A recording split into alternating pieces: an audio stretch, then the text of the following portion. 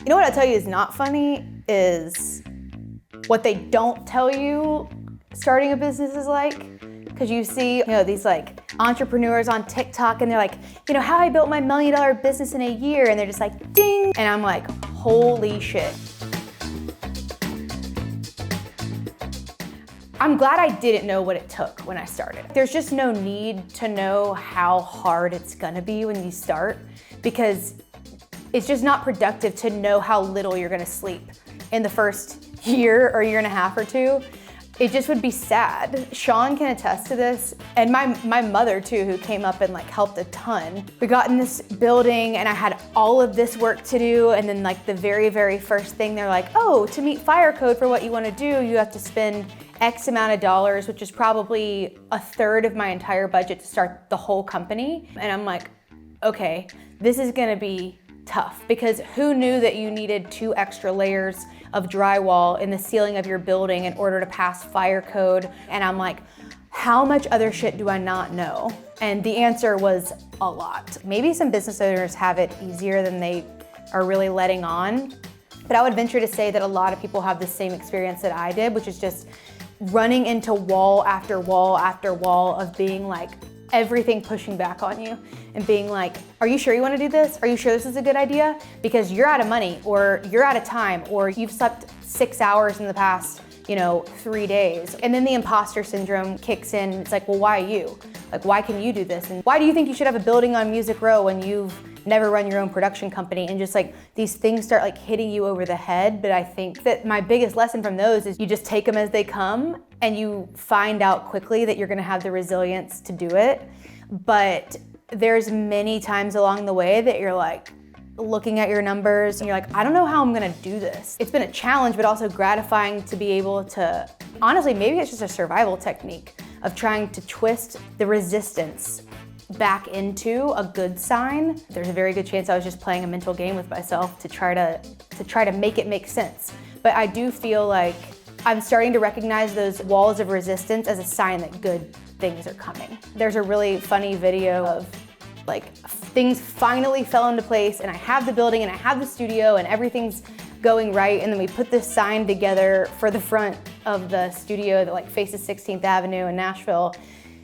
And I cannot, for the love of God, clip this sign to the pole. Like, I'm like, this is my last thing. My friend came up there to film me. I'm trying to clip this sign on in the front that I've made by hand, of course, because I can't spend any more money because I spent it all on freaking drywall. And then I'm like going to clip it and I can't get it on there. And I was just like, this is not the most symbolic thing in the world of like, you're so close and you have your company sign and you're like, basically like a ribbon cutting.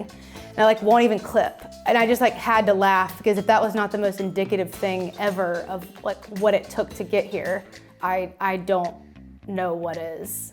I had many times along the way that I'm like, what did I do?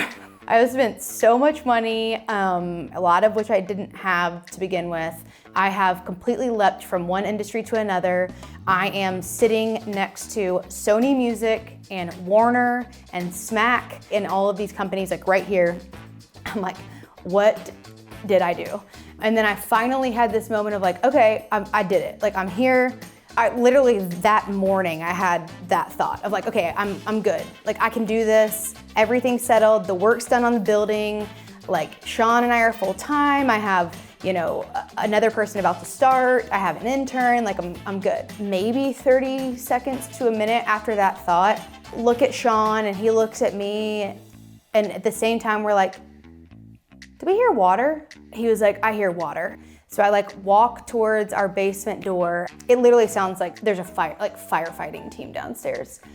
So we walk down there and it's literally the scene out of a movie. There's water spraying everywhere. It is like a disaster. So I'm like batting through this. Somehow I've figured out enough in the time since I started this business. I know all about plumbing now. So I'm like pulling on these different levers, like trying to get the freaking water to stop spilling out of the water heater. I like find it and turn it off. And I mean, it's, 2 feet of standing water in the basement downstairs, which is thankfully all repaired now. But at that moment, I just walked back up and Sean's like, what happened? I was like, oh, the downstairs is completely flooded. I'm like emotionless. I have like no facial expression change, nothing.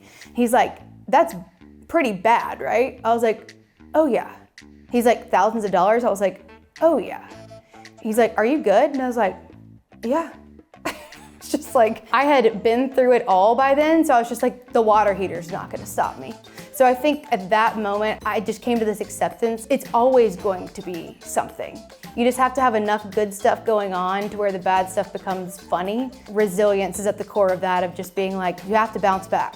And that it's never going to just be easy, it's just gonna go like this. As soon as you're comfortable, you have to up level and get uncomfortable again, whether it's financially or workload wise or upgrading or changes, and then you level off and you like feel okay. And I feel like those maybe last a couple weeks, and you have to do it again and do it again and do it again. I hate the phrase become comfortable with being uncomfortable because it just annoys me, but it really is just like up leveling and then enjoying the plateau for a second and laugh as much as you can and sleep a little bit and then just keep going.